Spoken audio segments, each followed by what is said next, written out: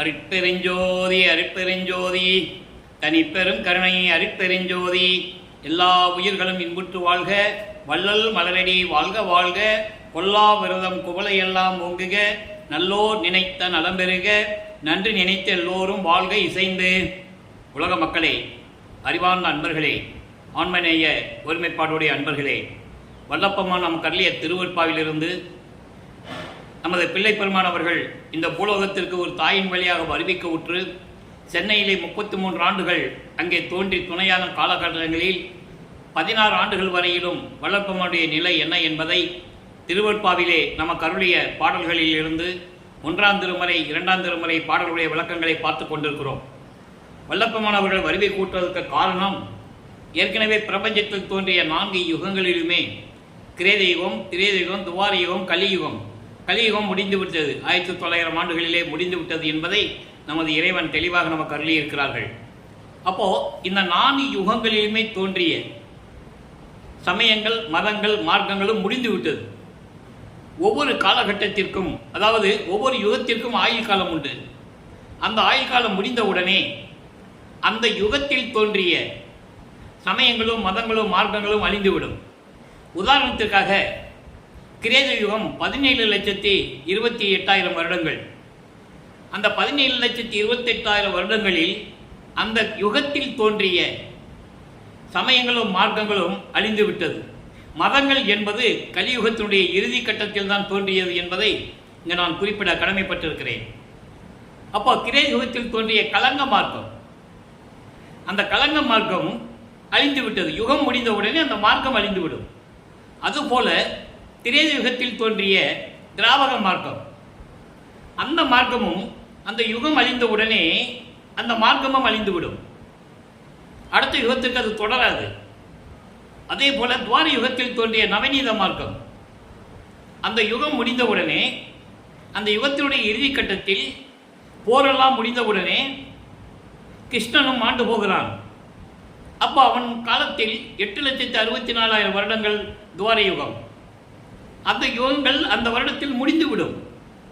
அதே போல கலியுகத்தில் தோன்றிய சமயங்களும், மதங்களும், மார்க்கங்களும் கலியுகம் முடிந்தவுடனே அதுவும் முடிந்துவிடும். முடிந்துவிடும் என்பது செயலற்றுவிடும். அதனால் எந்த விதமான பலனும் இல்லை என்பதை திருவற்பாவிலே நமது பிள்ளை பெருமான் அவர்கள் தெளிவாக அருளியிருக்கிறார்கள். அதை தான் நாம் பார்த்து கொண்டிருக்கிறோம். இப்போ நாம் சதுரயுகத்தில் இருந்து கொண்டிருக்கிறோம், சுத்த சன்மார்க்க காலத்தில் இருந்து கொண்டிருக்கிறோம். சுத்த சன்மார்க்கம் என்பது ஏற்கனவே தோன்றிய மனிதர்களால் உருவாக்கப்பட்ட இல்லை, அது மனிதர்கள் அவர்களுடைய தலைவர்களால் ஆசி பெற்று அருள் பெற்று உருவாக்கப்பட்ட இந்த சமயங்களும், மதங்களும், மார்க்கங்களும் அழிந்து விட்டது. சுத்த சன்மார்க்கம் என்பது இறைவனால் உருவாக்கப்பட்ட மார்க்கம். இந்த சுத்த சன்மார்க்கம் அழிவில்லை. இந்த சுத்த சன்மார்க்கத்திற்கு அழிவில்லை. அதனால்தான் அருட்பெருஞ்சோதி ஆண்டவர் தனது மகனை 1/1/1823 ஆண்டு இறைவனுடைய திருவிளையாடல் தொடங்குகிறது. தனது மகனை ஒரு தாயின் கருவறையிலே இருக்க செய்கிறார். அதன் பின் இந்த பூலோகத்திற்கு வருவிக்க செய்து 30/1/1874 இரவு 12 மணி வரையிலும் 51 ஆண்டுகள் இறைவனுடைய திருவிளையாடல் தொடர்ந்து நடைபெற்று கொண்டிருந்தது. அந்த திருவிளையாடல்களை 8 ஆண்டுகளாக பிரித்து, இந்த 51 ஆண்டுகளை 8 ஆண்டுகளாக பிரித்து தன் மகனுக்கு அருளை கொடுத்து கொண்டிருக்கிறார். இந்த நிகழ்வுகளை தான் திருவற்பாவிலிருந்தே நாம் பார்த்து கொண்டிருக்கிறோம். அப்படி நமது பிள்ளை பெருமான் அவர்கள் குழந்தை இறைவனாக வருவிக்க உற்ற இடம் சிதம்பரம் அருகிலே மருதூர் என்ற ஒரு கிராமம். அந்த கிராமத்திலே சைவ குலத்தில் வாழ்ந்து கொண்டிருந்த ராமையா பிள்ளை சென்னையம்மை அவர்களுடைய தாம்பத்திய வாழ்க்கையில் வருவிக்க உற்றார். இறைவன் மகனாக வருவிக்க உற்றார். அவர்களுக்கு ஏற்கனவே பிறந்த குழந்தைகள் 4 பேர் உண்டு. 2 ஆண் பிள்ளைகள், 2 பெண் பிள்ளைகள். அவர்கள் பிறந்தவர்கள் நமது பிள்ளை பெருமான் அவர்கள் இறைவனால் வருவிக்க உற்றவர். அவர் எப்படி வருவிக்க உற்றார் என்பதை நாம் ஏற்கனவே இறைவனுடைய திருவிளையாடலுடைய பதிவுகளிலே பார்த்து விட்டோம். அதெல்லாம் சொல்லி கொண்டிருந்தால் நமக்கு நேரம் பத்தாது. அதனால் ஏற்கனவே அதெல்லாம் சொல்லியாச்சு. அப்போ அந்த தாயின் கருவறையிலே இருக்கும்போது எப்படியெல்லாம் இறைவனுடைய திருவிளையாடல் நடந்தது என்பதையும் தெளிவாக பார்த்தோம். கருவறை இருட்டாக இருக்கிறது என்று சொல்லும்போது தன் மகனுக்கு அருட்பெருஞ்சாண்டவர் கருவறையிலே வெளி, அதாவது ஒளிச்சம் காட்டியது. வெளிச்சம் காட்டியது, ஒளி காட்டியது. தன் மகன் பசி என்று கூறும்போது தன் மகனுக்கு கருவறையிலே அருளமுதம் ஊட்டியது. தன் மகனுக்கு தென்றல் காற்று வீசியது கருவறையிலே. இப்படியெல்லாம் திருவிளையாடல் நடந்தது என்பதை பார்த்துவிட்டோம். அதன் பிறகு இந்த பூலோகத்திற்கு அந்த தாயின் கருவறையிலிருந்து வெளியே வரும்போது பிரம்மன், திருமால், ருத்திரனெல்லாம் எப்படி வரவேற்றார்கள், வாழ்த்து வரவேற்றார்கள் என்பதையும் பார்த்துவிட்டோம். அதன் பிறகு 5 மாத குழந்தையாக இருக்கும்போது சிதம்பரத்திலே தன் மகனுக்கு வெட்ட வெளியாக காட்டியது எப்படி என்ற ரகசியத்தை, சிதம்பர ரகசியத்தை, இறைவனுடைய ரகசியத்தை நாம் தெளிவாக பார்த்து விட்டோம். அதன் பிறகு ஏற்கனவே அவருக்கு ராமலிங்கம் என்று பெயரிட்டது. மருதூர் பக்கத்திலே பெண்ணலூர் என்ற ஒரு கிராமம் இருக்கிறது. அங்கே ராமலிங்கேஸ்வரர் கோயில் நோட்டு இருக்குது. அங்கே தான் அந்த ராமையா பிள்ளையுடைய குல தெய்வம். அது வழக்கப்படி அங்கேயே பேர் வச்சு மொட்டை அடித்து காது குத்தி கடுக்காம் போட்டாங்க. அந்த கடுக்கானை பின்னாளில் கழட்டியது அருப்புஞாண்டவர் என்பதை நீங்கள் புரிந்து கொள்ள வேண்டும். ஏற்கனவே அந்த விளக்கமெல்லாம் நம்ம சொல்லியாச்சு. அதன் பிறகு ராமையா பிள்ளை அவர்கள் காலமான உடனே, இறந்த உடனே சின்னையாமை அவர்கள் இந்த 5 குழந்தைகளையும் எடுத்துக்கொண்டு கடைசியில் வருவிக்க உற்ற இறைவன், நமது குழந்தை இறைவனையும் சாதாரண குழந்தை என்று நினைத்துக் கொண்டிருக்கிறார்கள். அவர்களுக்கு தெரியாது. அதை நீங்கள் முதல்ல புரிஞ்சுக்கணும். அவங்களுக்கு தெரியாது இது இறைவனுடைய குழந்தை அப்படின்னு அவங்களுக்கு தெரியாது. அப்போ அந்த காலகட்டங்களில் 5 பிள்ளைகளையும் எடுத்துக்கிட்டு பொன்னேரி பக்கத்தில் சின்னக்காவனூர் கிராமத்துக்கு போகிறாங்க. அங்கே சில காரணங்களால் இருக்க முடியவில்லை. சென்னையில் வந்து குடியேறுகிறார்கள். சென்னையிலே ஏழுகணர் பகுதியிலே வீராசாமி தெரு என்று ஒரு தெரு இருக்கிறது. அந்த தெருவிலே குடியேறுகிறார்கள். நமது குழந்தை இறைவன் வளர்ந்து கொண்டிருக்கிறார். பள்ளியிலே சேர்க்க வேண்டிய காலம் வந்துவிட்டது. பள்ளியிலே கொண்டு போய் சேர்க்கிறார்கள். பள்ளியிலே படிக்க முடியாது என்று வெளியே வந்து விடுகிறார். காரணம், அங்கே இறைவனுடைய திருவிளையாடல் நடக்குது. அந்த திருவிளையாடல் எப்படி நடந்தது என்பதை வல்லப்பெருமான் அவர்கள் பின்னாளில் சுத்த சன்மார்க்கத்தை பெற்ற பிறகு 63வது பதிகம் திருப்பள்ளி எழுச்சி என்ற பதிகத்திலே 7வது பாடலிலே 5வது வரியிலே கூறுவார். முன்னை பள்ளி பயிற்றாது எந்தனை கல்வி பயிற்றுவித்து முழுதும் உணர்வித்து உடற்பொழுதெல்லாம் தவிர்த்து என்னை பள்ளி எழுப்பிய அருப்பரிஞ்சோதி என் அப்பனே பள்ளி எழுந்தருள்வாயே என்று கூறுவார். இறைவனுடைய திருவிளையாடலை அங்கே சொல்லுவார். ஏன் நான் பள்ளியில் அப்போ படிக்கல அப்படின்னா, என் தந்தையின் விருப்பம் அது. அங்கே படிக்காமல் வெளியே கொண்டு வந்துட்டு அவரு கல்வியை பயிற்றார், சாகா கல்வியை. அதன் பிறகு எனக்கு முத்தேகத்தை கொடுத்தார், உடற்பொழுதெல்லாம் தவிர்த்து. அப்படின்னா முத்தேகத்தை கொடுப்பது, எல்லாவற்றையும் உணர்வித்து என்னை பள்ளி எழுப்பி அருப்பரிஞ்சோதி. பள்ளி எழுப்பியிருந்து தூக்கத்திலிருந்து எழுப்புறது இல்லை, அறியாமையில் இருந்து வெளியே கொண்டு வருவது. அந்த அறியாமை என்ன அறியாமை? சமயங்களும் மதங்களும் மார்க்கங்களிலிருந்து நீக்கி கொண்டு வருவது. நல்லா புரிஞ்சுக்கணும். ஆக அப்படி பள்ளியிலே படிக்க முடியாமல் வெளியே வந்தது. ஒரு குழந்தைய பள்ளிக்கூடத்தில் சேர்த்தோம்னா அந்த குழந்தைக்கு எவ்வளவு பிரச்சனை இருக்கும் அப்படின்னு நமக்கு தெரியும். அந்த நிலையில் நமது குழந்தை இறைவன் அனுபவித்துக் கொண்டிருக்கிறார். ஏளன பேச்சுகள், கிண்டல்கள், துன்பங்கள், துயரங்கள், அடிபடுறது எல்லாமே நடக்குது. இத்தனையும் தாங்கி கொண்டிருக்கிறார். அவருக்கு யாருன்னு தெரியாது, அவருக்கும் தெரியாது. அவரே குழம்பிக் கொண்டிருக்கிறார். நம்ம ஏன் பிறந்தோம், எதுக்காக இங்கே பிறந்தோம்னு தெரியல, ஏன் நம்ம மனநிலை இப்படி இருக்குன்னு அவருக்கு தெரியல. அந்த காலகட்டங்களில் அவருக்கு ஒரு தனிமையான இடம் தேவைப்பட்டது. அந்த அப்படி தேர்ந்தெடுக்கப்பட்ட இடம்தான் கந்தகோட்டம் என்ற ஒரு முருகன் கோயில். எல்லாரும் தூங்கிட்டு இருப்பாங்க, எந்திரிச்சு அங்கே போய் உட்காந்துக்குவார். கோயிலில் போய் பக்கம்தான், அவங்க இருந்த இடத்துக்கும் கொஞ்சம் நடந்து போகணும். எல்லாரும் தூங்கின பிறகு தான் வீட்டுக்கு வருவார். என்ன சாப்பிட்டாலா சாப்பிடலான்னு இருக்கா தெரியுமா? அவருக்கு பசி இருக்காது. யாராவது வற்புறுத்தி ஏதாவது கொடுத்தாங்கன்னா அவர் சாப்பிடுவார். சாப்பிடுறது கூட அது உடம்புல சேராது. அதை பின்னாளில் சொல்லுவார் பாட்டில். நான் பசித்த போதெல்லாம் தான் பசித்ததாகி அமுதம் கொடுத்தார், அதற்கு முன் நான் உண்ட உணவெல்லாம் அமுதமாயிற்று என்று கூறுவார். இதெல்லாம் இறைவனுடைய திருவிளையாடல். மக்கள்கிட்ட யாரும் சொல்லலை, எல்லாமே மூடி மறைத்து விட்டார்கள். திருவிற்பா ஒரு நூல் இருக்கிறது யாருக்குன்னு பெரும்பான்மை அவங்களுக்கு தெரியாது. ஏன்னா அது எடுத்து சொன்னாதான் மக்களுக்கு தெரியும், வல்லப்பெருமானுடைய நிலை தெரியும். அந்த நிலையில் இருந்து கொண்டிருக்கிறார். ஆக 9வது ஆண்டில் 2வது 8 பிறந்தவுடனே, அதாவது 9வது ஆண்டில் இறைவன் தன் மகன் முன் எழுந்தருளுகிறார். மகனே, நீ என் மகன், நீ என்னால் வருவிக்க உற்றவன், நீ எனக்கு மூத்த மகன். இந்த பூலோகத்திலே உன்னால் காரணம் காரியங்கள் நடக்க வேண்டியது இருக்கிறது. அதற்காகத்தான் உன்னை ஒரு தாயின் கருவறையிலே இருக்க வைத்து வெளியே கொண்டு வந்தேன். உனக்கு முன்பருவம் பின்பருவம் காட்டி அருள் செய்வேன். கவலையை விடு, இப்போ ஞானத்தை பெற்றுக்கொள் என்று சொல்லி மறைந்து விடுகிறார். அதன் பிறகு இவருக்கு இறைவனுடைய மகன் தெரிஞ்சிருச்சு, தெளிவாயிட்டார். நம்ம இறைவனால் தான் வருவிக்க விட்டோன்ற நிலை தெரிஞ்சிருச்சு. ஆனால் எதுக்காக வந்தோம், ஏன் வந்தோம், என்ன காரியம் நம்மளால் இந்த பூலோகத்துக்கு நடக்க போகுதுன்னு அப்போ அவருக்கு தெரியாது. அப்போது இவர் சைவ குலத்திலிருந்து வருவிக்க விட்டதனால் சைவ சமயத்தின் தலைவனாகிய சிவபெருமானை ஏற்றுக்கொள்ளுகிறார். அவர் விரும்பி ஏற்றுக்கொண்டதில்லை, சிவபெருமானை அவர் விரும்பி ஏற்றுக்கொண்டதில்லை. இறைவனுடைய திருவிளையாடல் நடக்குது.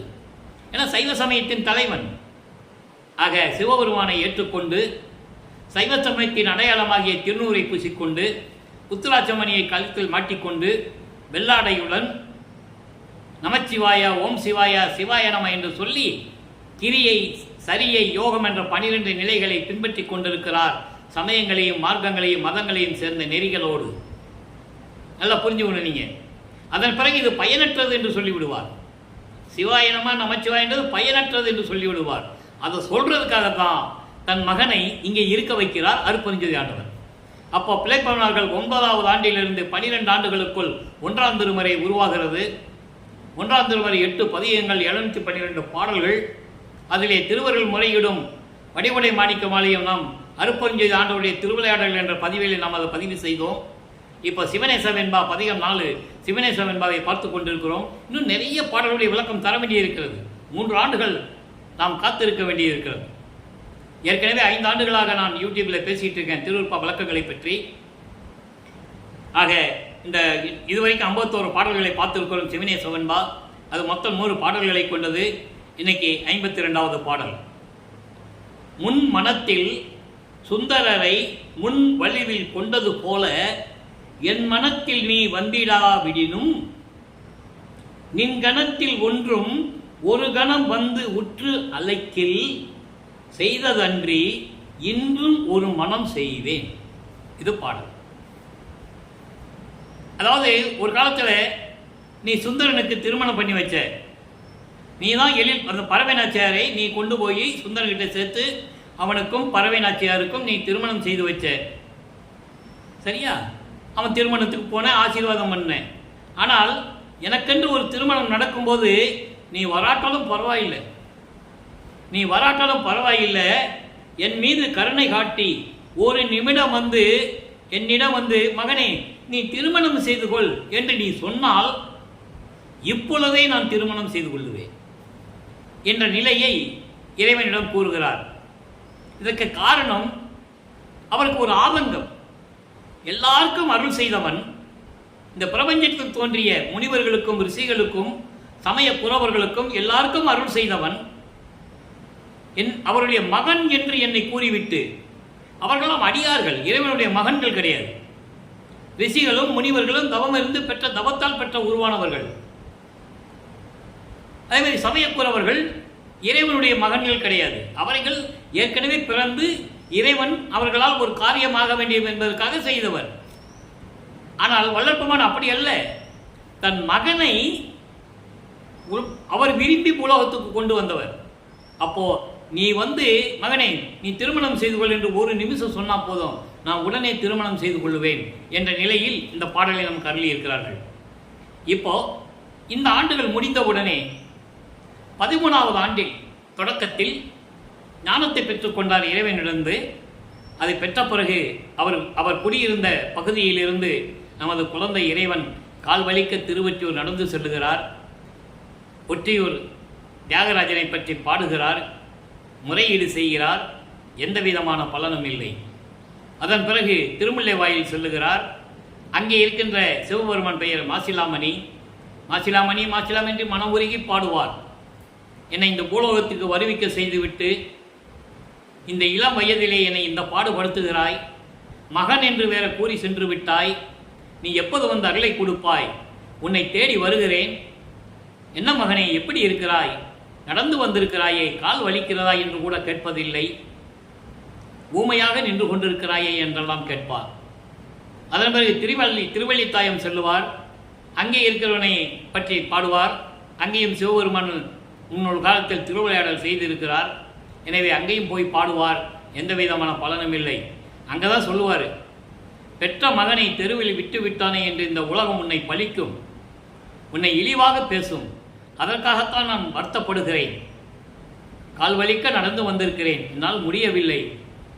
இனிமேல் உன்னை பார்க்க இங்கே நான் வரமாட்டேன், திருமுல்லை வாயிலுக்கும் வரமாட்டேன், என்னால் முடியவில்லை என்று சொல்லி அந்த பழி சொல்லும் இழி சொல்லும் உனக்கு வரக்கூடாது என்பதற்காகத்தான் நான் வருத்தப்படுகிறேன், விரைவில் வந்து எனக்கு அருள்வாயாக என்று கூறுவார்.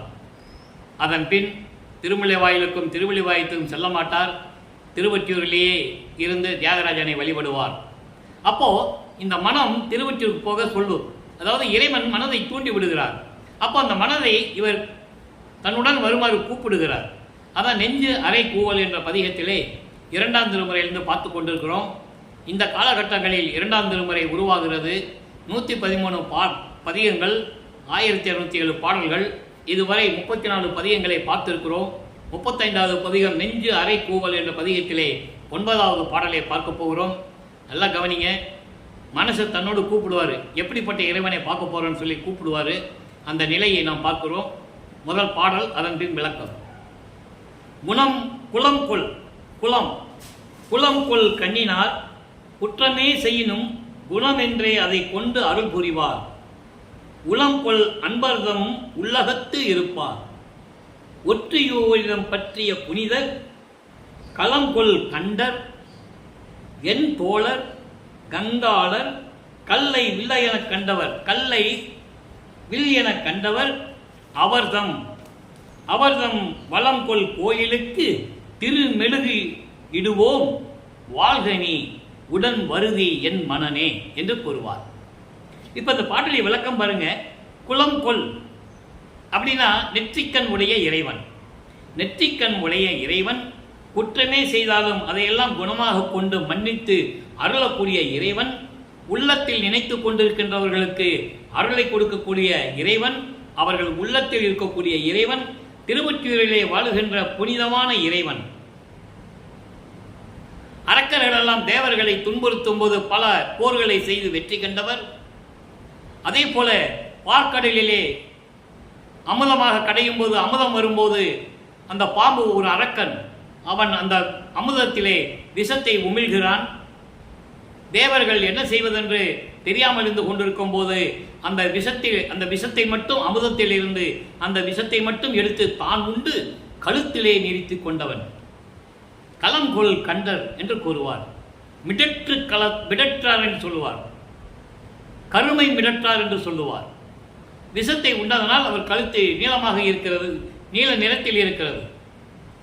அப்படிப்பட்ட இறைவன், 8 தோள்களை உடைய இறைவன், கங்கையை தன் முடியில் தலைமேல் வைத்துக் கொண்டிருக்கின்ற இறைவன், இமயமலையை வில்லாக வளைத்த இறைவன், இப்படியெல்லாம்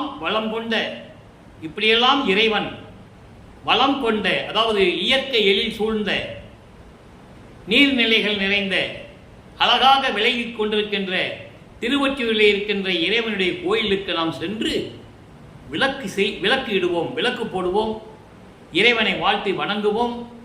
என் மனமே என்னுடன் வருவாயாக, வாழ்கனி என்று சொல்லி மனதிடம் சொல்லுவது போல இந்த பாடலில் நமக்கு அருளியிருக்கிறார்கள். இந்த காலகட்டங்களில் நமது பிள்ளை பெருமானர்கள் இருந்த காலம் 1824ஆம் ஆண்டிலிருந்து 1840 ஆண்டுகள் வரை இந்த நிகழ்வுகள் நடக்கிறது. இதற்கு பிறகு வல்லப்பமான் அதற்கு பிறகு 33 ஆண்டுகள் சென்னையிலே இருக்கிறார். ஒவ்வொரு 8 ஆண்டுகளிலும் என்ன நடந்தது என்பதை நாம் போக போக பார்க்க போகிறோம். முடிவான காலகட்டங்களில் சுத்த சன்மார்க்கத்தை பெற்ற பிறகு நமது அருட்பெருஞ்சோதி ஆண்டவராகிய வல்லப்பமானுடைய நிலை எப்படி இருந்தது, அருட்பெருஞ்சோதி ஆண்டவரிடம் எப்படி அருள்களை எல்லாம் பெற்றுக்கொண்டார் என்ற நிலையை உலக மக்களுக்கு சொல்ல வேண்டும். காரணம், இது ஒரு காலத்தின் கட்டாயம். வல்லப்பெருமான் அவர்கள் இந்த பூலோகத்துக்கு வருவிக்க உற்றதே சமயங்களும் மதங்களும் மார்க்கங்களும் சார்ந்து கொண்டு மக்கள்களை பல பிரிவுகளாக பிரித்து முரண்பாடுகளோடு வாழ வைத்து அவர்களை துன்புறுத்திக் கொண்டிருக்கிறார்கள். அதாவது அதனுடைய நிலைய தலைவர்கள். திருவருட்பாவிலே எல்லா விளக்கங்களும் உண்டு. அதை மாற்ற வேண்டும் என்றால் இதெல்லாம் ஒழிக்கப்பட வேண்டும். அதனால்தான் அந்த சுத்த சன்மார்க்கத்தை, இறைவன் நிறுவிய சுத்த சன்மார்க்கத்தை உலக மக்களுக்கு தெரிவிப்பதற்காகத்தான் நமது பிள்ளை பெருமான் அவர்கள் ஒரு தாயின் வழியாக வருவிக்க ஊற்றார் என்பதை நீங்கள் புரிந்து கொள்ள வேண்டும். ஏனென்றால் உலக மக்களெல்லாம் சமமாக வாழ வேண்டும், சமய மத மார்க்கங்கள் வேறுபாடு இல்லாமல் வாழ வேண்டும், ஜாதிகள் என்ற முறையில் வேறுபாடுகளோடு வாழ்ந்து கொண்டிருக்கின்ற அந்த நிலை மாற வேண்டும் என்பதற்காகத்தான் வல்லபெருமான் அவர்கள் இந்த பூலோகத்திற்கு வருவிக்க விட்டது காலத்தின் ஒரு கட்டாயமாக நான் கருதுகிறேன். இந்த நிலையில் இருக்கும்போது 6ஆம் திருமுறையிலே பதிகம் 34 இறை எளிமையை வியத்தல் என்ற பாடலிலே 9வது பாடல் வாதனைக்கு இரங்கல் என்றும் சொல்லலாம். இந்த பூலோகத்துக்கு வருவிக்க விட்டு இந்த சாதிகளும் மதங்களும் சமயங்களும் மார்க்கங்களும் எப்படியெல்லாம் மக்களை சூழ்ந்து கொண்டு அந்த மக்களை எல்லாம் அதனை பயன்படுத்தி சூழ்ச்சியாளர்கள் சூது கொண்டவர்கள் எப்படியெல்லாம் பிரிவினை பிரித்து இருந்தார்கள், மக்களெல்லாம் எப்படி துன்பப்பட்டு கொண்டிருந்தார்கள், இந்த நிலைகளெல்லாம் மாற வேண்டும் என்பதற்காகத்தான் வல்லபெருமான் அவர்கள் தன் தந்தையிடமிருந்து சுத்த சன்மார்க்கத்தை பெற்றுக்கொண்டு சுத்த சன்மார்க்கத்தினுடைய நிலைகளை உலக மக்களுக்கு அருளியிருக்கிறார்கள் என்பதை நான் பதிவு செய்ய கடமைப்பட்டிருக்கிறேன். அந்த பாடலை பாருங்க. இங்கே சிவபெருமானும் வராது, தலையில் கங்கையை வச்சிருக்காருன்னு வராது, எதுவுமே வராது. அருப்பெருஞ்சோதி ஆண்டவர் ஜோதி வடிவில் இருக்கிறார். அவர் திருச்சிற்றம்பலத்திலே சுத்த சிவஞான வெளியிலே இருக்கிறார் என்ற நிலை மட்டும்தான் வரும். நல்லா கவனிங்க. கரும்பின் மிக இனிக்கின்ற கருணை அமுது அளித்தீர். இறைவனிலிருந்து பெற்ற அருளை உலக மக்களுக்கு சொல்லுவது. அவர் சாதாரணமானவர் அல்ல. ஒரு சாதாரணமாக குழந்தையாக பிறந்து சென்னையிலே தெருவிலே சுற்றி கொண்டிருந்தவர் அல்ல. அதை நீங்கள் முதல் புரிந்து கொள்ள வேண்டும். காரணம், காலம் காலமாக 203 ஆண்டுகள் வல்லபெருமான்கள் வருவிக்க நிலையிலும் கூட அவர் இறைவனாகி கிட்டத்தட்ட 1874ஆம் ஆண்டு அருட்பெருஞ்சோதி ஆண்டவரானது.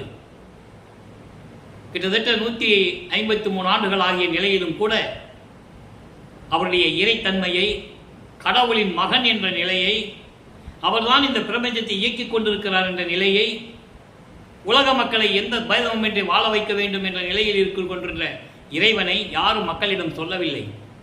அதால் மக்களுக்கு தெரியாது. அது திருவருட்பாவில் இருக்கிற உண்மைகளை மூடி மறைத்து பொதுப்படையாக பேசினார்கள்.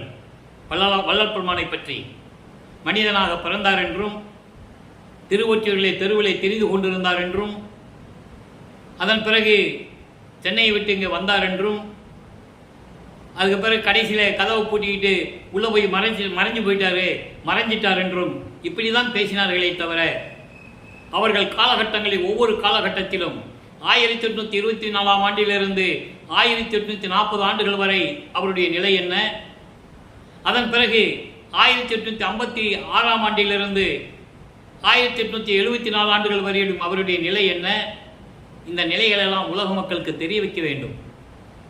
அந்த நிலையில் நாம் இருந்து கொண்டிருக்கிறோம். இறைவன் கொடுத்த கட்டளையின்படி இந்த வள்ளலார் ஊழியன் அந்த சேவை செய்து கொண்டிருக்கிறேன். 5 ஆண்டுகளாக. இன்னும் பாக்கி இருக்கிறது. இன்னும் 3 ஆண்டுகள் செய்ய வேண்டும். எனவே தொடர்ந்து இந்த நிகழ்வுகளை நீங்கள் பாருங்கள். வல்லபெருமானை பற்றி நீங்கள் தெரிந்து கொள்ளுவீர்கள் அவர் யார் என்று. சரி, இப்போ இந்த பாட்டுடைய விளக்கம் பாருங்க.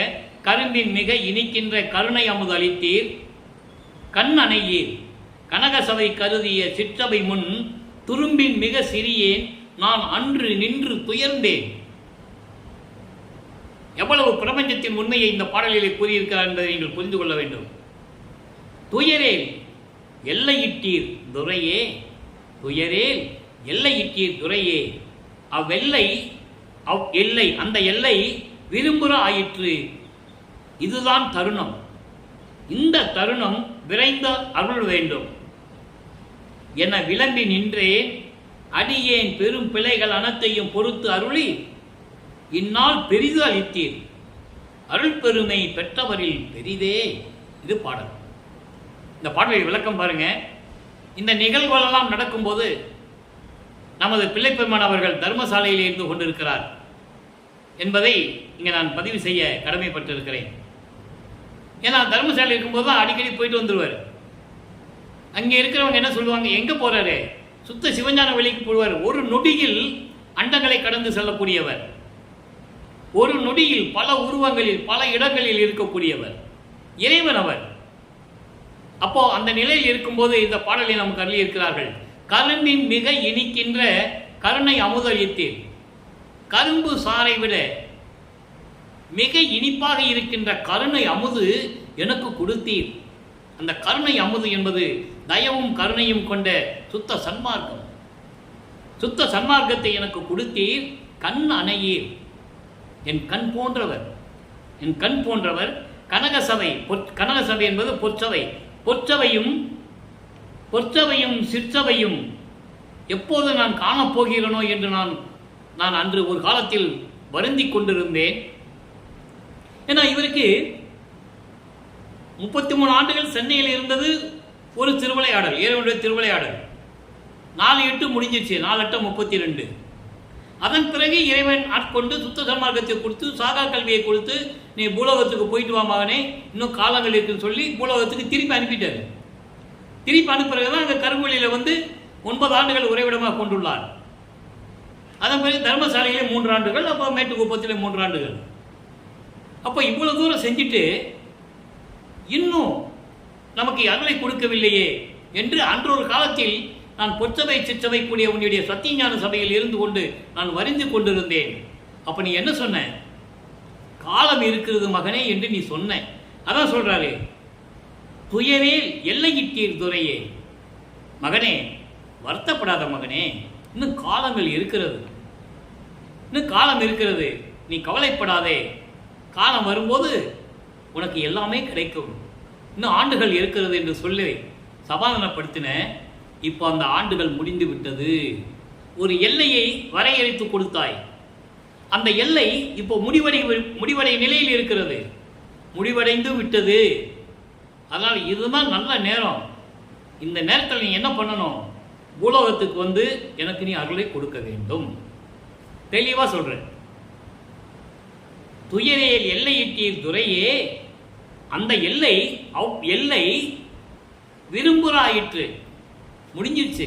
நான் நினைச்சபடி நீ சொல்லிட்ட மகனே, சில ஆண்டுகள் இருக்கிறது, நீ கவலைப்படாத, நீ பூலோகத்தில் இரு, நான் உனக்கு அருளை தரேன்னு நீ சொல்லிட்ட.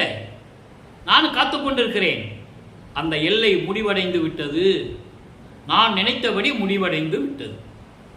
அப்போ இதுதான நேரம்.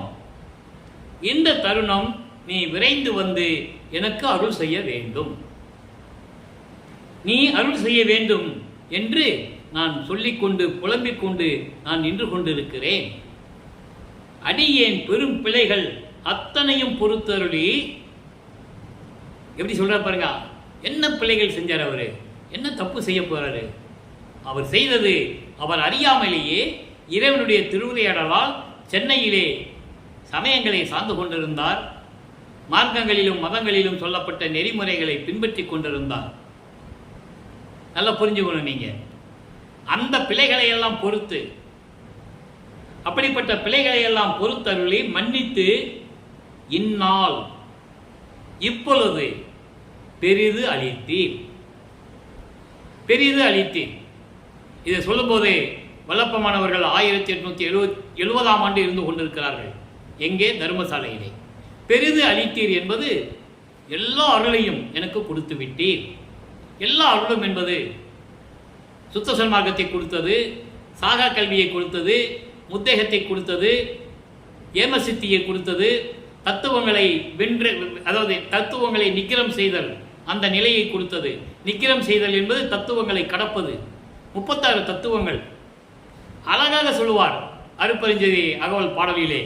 முதலிலே காட்டிய அருட்பெருஞ்சோதி, அப்புறம் கடத்திய அருட்பெருஞ்சோதி என்று சொல்லுவார். ஏரா நிலைமிசை ஏற்றி எந்தனக்கு 6 காட்டிய அருட்பெருஞ்சோதி. அதன் பிறகு ஏரா நிலைமிசை எந்தனக்கு என்று 6 கடத்திய அருட்பெருஞ்சோதி. ஆக 36 தத்துவங்கள். 6 × 6 36 தத்துவங்கள். அதனுடைய உட்கருவிகள், உள் தத்துவங்கள், அதை தத்துவிகள் என்று கூறுவார். 60 96 தத்துவங்கள்.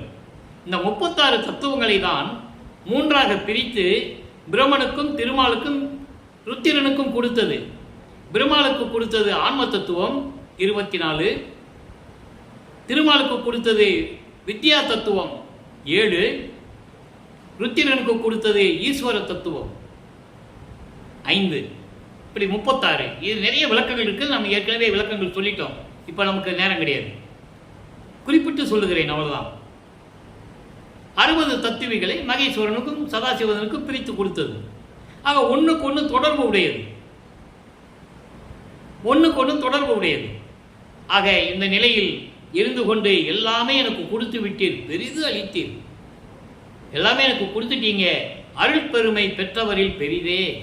இதுவரைக்கும் இந்த பிரபஞ்சத்தில் தோன்றிய சமய தலைவர்கள், மத தலைவர்கள், மார்க்கங்களின் தலைவர்கள், இவர்கள் பெற்றதை விட நான் பெற்றது பெரிது. எப்படி சொல்றாரு பாருங்க. ஏற்கனவே இந்த பிரபஞ்சத்தில் தோன்றிய ரிஷிகள், முனிவர்கள், சமயத்தினுடைய குறவர்கள் எத்தனையோ பேர் இறைவனுடைய பெற்றிருக்கிறார்கள் தவம் இருந்து. அதை விட பெரிது. அதெல்லாம் கர்ம சித்தி, யோக சித்திகளை சேர்ந்தது. ஒவ்வொருத்தர்களுக்கும் கால அளவு உண்டு. கர்ம சித்தி 3.25 வருஷம் தான் நிலைக்கும். யோக சித்தி 108 வருஷம் தான் நிற்கும். அதுக்கப்புறம் அது செயல்படாது. ஆனால் நான் பெற்ற ஞான சித்தி அப்படி அல்ல. அதனால் எல்லாரும் பெற்ற அருள்களை விட நான் பெற்றது பெரிது என்று கூறுகிறார். அது அருப்பறிஞ்ச தகவலில் சொல்லுவார், மூவரும் தேவரும் முத்தரும் சித்தரும் யாவரும் பெற்றிடா இயல் எனக்கு அளித்தனை. ஏற்கனவே இந்த பிரபஞ்சத்தில் தோன்றிய மூவர் என்பது பிரம்மன், திருமால், ருத்திரன், அவர்களும் சரி, மகேஸ்வரன், சதாசிவம், இந்திரன் போன்றவர்களும் சரி, நாகாதிபதிகளும் சரி, தேவகூட்டத்தை சேர்ந்த 18 கூட்ட தலைவர்களும் சரி, முத்தர்களும் சித்தர்களும் சத்தர்களும் சக்திகளும் யாராக இருந்தாலும் சரி, அவர்கள் பெற்றதை விட நான் பெற்றது பெரிது என்று கூறுகிறார். மூவரும் தேவரும் முத்தரும் சித்தரும் யாவரும் பெற்றிடா இயல் எனக்கு அளித்தனை. அது ஒரு வரி, அந்த ஒரு பாடலே போதும் வல்லப்பெருமான் யார் என்று சொல்லுவதற்கு. ஆக இந்த நிலையில் இருந்து கொண்டு வல்லப்பெருமான் இந்த அருளையெல்லாம் பெற்றுக்கொண்டார் என்று சொன்னார் அல்லவா. நீ வான்னு சொல்றாருல, வா, இதுதான் தருணம், இதுதான் தருணம், இந்த தருணம் விரைவில் வந்து அருள வேண்டும் என்று சொல்லுகிறார் அந்த பாடலிலே. அதுக்கு பதில் தர வேண்டும். 63வது பதிகம், 64வது பதிகம் திருவுந்தியார் பதிகத்திலே 9வது பாடல் பாருங்க. 2ஆம் திருமுறையில 9வது பாடலை பார்த்தோம், அதனுடைய விளக்கங்களை பார்த்தோம், சிவபெருமானினுடைய நிலையை. அதன் பிறகு சுத்த சமாகத்தை பெற்ற பிறகு இறை எளிமையை வைத்துள்ள 9வது பாடலை இப்போ பார்த்துருக்கோம். சுத்த சமாகத்தை பெற்ற பிறகு அருட்பெருஞ்சோனுடைய நிலை என்னன்னு சொன்னார். இப்போ இறைவனை வர சொன்னார், வந்துட்டார் பூலோகத்திற்கு மகனை பார்க்கறதுக்கு. இறைவனை பார்த்த பிறகு உலக மக்களுக்கு என்ன சொன்னார்? உலக மக்கள் சொல்லணும்ல, தந்தையை கண்டேன், விரைவில் வா, இதுதான் தருணம், இந்த தருணம் நீ விரைந்து வந்து அருள் செய்ய வேண்டும் சொன்னார். இறைவன் மகன்கிட்ட வந்துட்டார், பூலோகத்துக்கு வந்துட்டார். தந்தையும் மகனும் உரையாடுகிறார்கள். என்ன அருளை கொடுத்தாரோ அதெல்லாம் சொல்லிட்டாரு. இந்த அருளை நான் பெற்றுக்கொண்டேன்னு சொல்லிட்டாரு.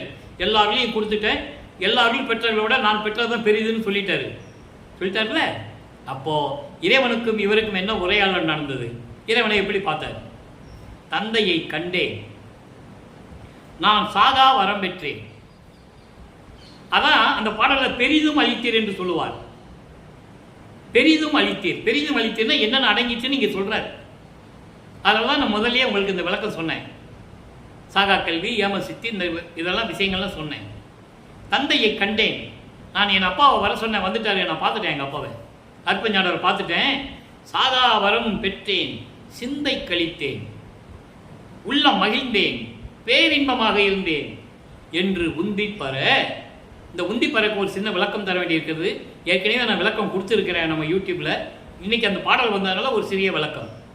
சித்தி எல்லாம் வல்லேன் என்று சுந்திப்பற, எல்லா சித்துகளையும் பெற்றுக்கொண்டேன், எல்லா வலிமைகளையும் பெற்றுக்கொண்டேன், எல்லா அருளையும் பெற்றுக்கொண்டேன் என்று உந்திப்பற. இந்த உந்திப்பற என்பது ஒரு காலத்தில் பெண் குழந்தைகள், சிறு குழந்தைகள் விளையாடுகின்ற ஒரு விளையாட்டு. இந்த கண்ணு கட்டி விளையாடுறது, பின்னால் கையை கட்டிக்கிட்டு என்ன பொருள் வச்சிருக்காங்கன்னு சுற்றி விளையாடுறது, இப்படி ஒரு விளக்கம் இருக்கிறது. பண்டைய காலத்தில் பெண் பிள்ளைகள் எல்லாம் வீட்டில் உட்காந்துக்கிட்டு, அந்த காலத்தில் பெண் பிள்ளைகள்லாம் வெளியே போக முடியாது, அவர்களுக்கு ஒரு பொழுதுபோக்கு பெண்களெல்லாம் ஒன்றா சேர்ந்து விளையாடுறதான் ஒரு விளையாட்டு. அவங்க தெருவுலேயோ வீட்டுக்குள்ளேயோ உட்காந்து விளையாடுவாங்க. அது அந்த விளையாட்டு விளையாடுறது போல உலக மக்களுக்கு சொல்றாரு, அந்த குழந்தைகள் பேசுறது போல. ஆனால் இன்னொரு விளக்கம் இருக்கிறது. இது இறைவன் எனக்கு கொடுத்த ஒரு தனிப்பட்ட விளக்கம். உந்தி பற என்பது ஒரு உந்துகின்ற சக்தி, ஒரு செயலாற்றக்கூடிய ஒரு செயல். அது காற்றிலே பறக்கக்கூடிய ஒரு சக்தி கூட இருக்கிறது காற்றுக்கு. இப்போ காற்றில் ஒரு பேப்பரை தூக்கி போட்டோம்னா காற்றில் பறக்கும் அது. அப்போது காற்றுல பேப்பரை பறக்கிறத பார்க்குறோம், பட்டம் பறக்கிறத பார்க்குறோம்.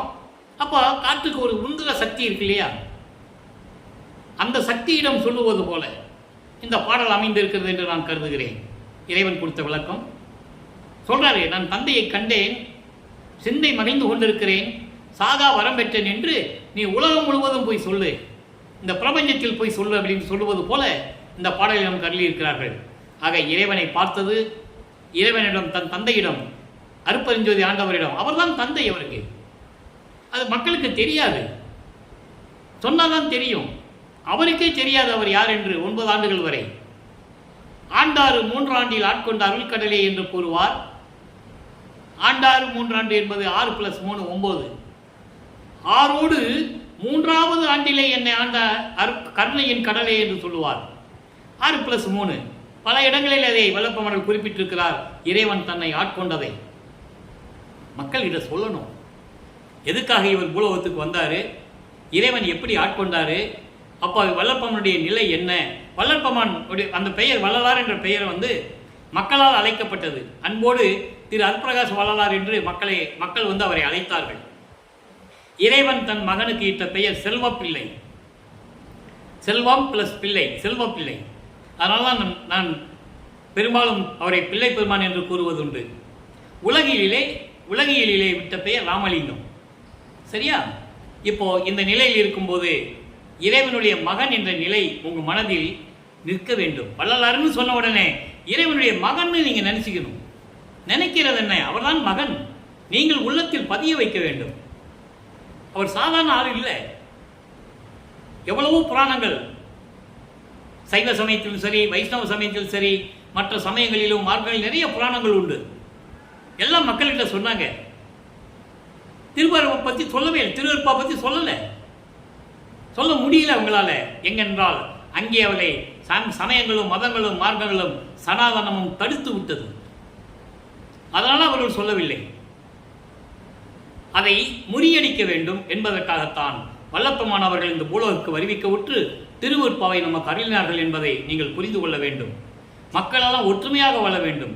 பிரிவினை இருக்கும்போது எப்படி ஒற்றுமையாக வாழ முடியும்? இது இறைவனுக்கு உகந்ததல்ல என்பதை திருவருட்பாவிலே தெளிவாக கூறியிருக்கிறார்கள். அருட்பெருஞ்சாண்டவர் அப்படிதான் சொன்னாரு. அவர் உருவாக்கிய தலைவர்கள் உருவாக்கி விட்டார்கள் சொல்றார். சாதியும் மதமும் சமயமும் பொய்யென ஆதியில் உணர்த்திய அருட்பெருஞ்சோதி. பிரபஞ்சம் தோன்றும் போதே சாதிகளும் மதங்களும் சமயங்களும் இருக்கக்கூடாதுன்னு தான் அவர் சொன்னாரு.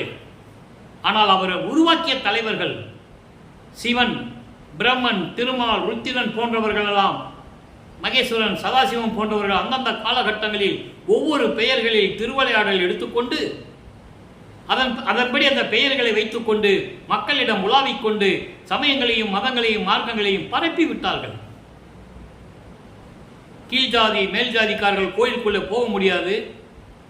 இப்படி நிலைகளை எல்லாம் அந்த காலத்தில் உருவாக்கி விட்டார்கள். இது வரலாற்றை எடுத்து பார்த்தோம் என்றால் சாணக்கியன் காலத்திலேயே அது உருவாகிவிட்டது. அவன்தான் இந்த நிலைகளெல்லாம் உருவாக்கியது என்பதை நாம் ஏற்கனவே புராணங்களிலும் சரி வரலாற்று புத்தகங்களிலும் சரி படித்திருக்கிறோம். அந்த நிலைகளெல்லாம் மாற வேண்டும் என்பதற்காகத்தான் வல்லப்பெருமான் அவர்கள் இந்த பூலோகத்திற்கு வருவிக்க விட்டு, அதுவும் முக்கியமாக பாருங்க, தமிழ்நாட்டில் தான் வருவிக்க விட்டார். ஏன்னால் இங்கே தான் அங்கே அவ்வளவு பிரச்சனைகள் இருக்கிறது. இந்தியாவிலேயே எத்தனையோ மதங்கள் ஜாதிகள் எல்லாமே ஒன்றுபட்டதான் இந்தியா இல்லையா? ஆனால் தமிழ்நாட்டில் மட்டும்தான் ஏன் வருவிக்க விட்டார் என்ற நிலைக்கும் விளக்கம் இருக்கிறது. எனவே இதெல்லாம் புரிந்து கொண்டு நமக்கு தேவையில்லை, ஜாதிகளும் மதங்களும் சமயங்களும் தேவையில்லை, இறைவனுக்கு அது உகந்ததல்ல என்பதை திருவருட்பாவிலே கூறியதனால்தான் அதை வெளிப்படையாக மக்களிடம் சொல்லுவதற்கு ஆள் இல்லை. பயப்படுகிறார்கள், சொல்லுவதற்கு தயங்குகிறார்கள். ஆனால் இந்த வள்ளலார் ஊழியன் இறைவனால் ஆட்கொள்ளப்பட்டதனால் அதை சொல்ல வேண்டிய கடமை, அந்த உண்மையை, அந்த சத்தியத்தை உலக மக்களுக்கு சொல்ல வேண்டியது இருக்கிறது. அதனால்தான் திருவருட்பாவை கோர்ட்டிலை கொண்டு போய் நிறுத்தினார்கள். 1869ஆம் ஆண்டு ஆறுமுக நாவலார் என்ற ஒரு சமயத் தலைவன் மூலமாக. ஆனால் இறைவன் அங்கே காட்சியளித்தார், திருவிளையாடல் செய்தார். கோர்ட்டிலே திருவருட்பா எல்லா சமயங்களுக்கும் மதங்களுக்கும் மார்க்கங்களுக்கும் பொதுவானது என்று தீர்ப்பு அப்போலே அளிக்கப்பட்டது. 1869ஆம் ஆண்டு ஆங்கிலேயர்களுடைய ஆட்சி காலத்திலேயே என்பதை நாங்கள் பதிவு செய்து எனவே மக்களே, சுத்த சன்மார்க்கம் என்பது எல்லோரும் சமமாக வாழ வேண்டும். அதனால்தான் சமரச சுத்த சன்மார்க்க சத்திய சங்கம் என்று பெயரிட்டார் நமது பிள்ளை பெருமானவர்கள் என்பதை நீங்கள் புரிந்து கொண்டு எல்லாரும் சுத்த சன்மார்க்கத்தில் இணைந்து, சுத்த சன்மார்க்கத்தின் தலைவனாகிய இறைவனாகிய அருட்பெருஞ்சோதி ஆண்டவர், அவர் ஜோதி வடிவில் இருக்கிறார், ஒளி வடிவில் இருக்கிறார். அவரை ஜோதி வடிவில் வழிபட்டு அருட்பெருஞ்சோதி அருட்பெருஞ்சோதி தனிப்பெருங்கனை அருட்பெருஞ்சோதி என்ற மகாமந்திரத்தை கூறி இறைவனிடமிருந்து எல்லா அருள்களையும் செல்வங்களையும் பெற்றுக்கொண்டு, நீங்கள் செய்ய வேண்டிய ஒரே கடமை சைவ நிலையில் இருக்க வேண்டும். கொலையும் புலையும் தவிர்த்து இருக்க வேண்டும். எல்லா செல்வங்களையும் பெற்றுக்கொண்டு இந்த வையகத்திலே நீங்கள் வாழ்வாங்கு வாழ வேண்டும். நோயற்ற வாழ்வில் வாழ வேண்டும். மரணமில்லா பெருவாழ்வில் வாழ வேண்டும். எல்லா மக்களும் ஒற்றுமையோடு சமரசமாக வாழ வேண்டும் என்று இறைவனுடைய தயவோடையும் கருணையோடையும் வாழ்த்தி வணங்கி விடைபெறுகிறேன். இந்த வள்ளலார் ஊழியன். மீண்டும் நாளை சந்திப்போம். நன்றி, வணக்கம். அருட்பெருஞ்சோதி அருட்பெருஞ்சோதி தனிப்பெருங்கருணை அருட்பெருஞ்சோதி. நாளையும் இறைவனுடைய திருவிளையாடல் தொடரும். கண்டு இறைவன் அருளை பெற்றுக்கொள்ளுங்கள்.